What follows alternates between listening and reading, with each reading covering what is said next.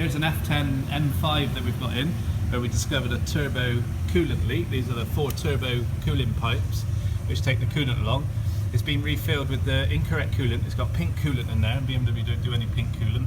And somebody's been here before, and on the join hoses, the crimp clips are all poorly crimped, either over crimped or crimped on an angle, and that's likely to be what the cause is, because we've got a water leak from one of these hoses. If you look at this, these clips aren't even tight anymore, and it's gone all over the turbo for bank 1 and been burning off. So it's only coolant, there's no great harm, it's not caused much damage, but needs to replace those. So we're going to be doing the BMW repair kit, which is the hoses, the crimp clips, and putting 4 new heat resistant jackets over the joints as well.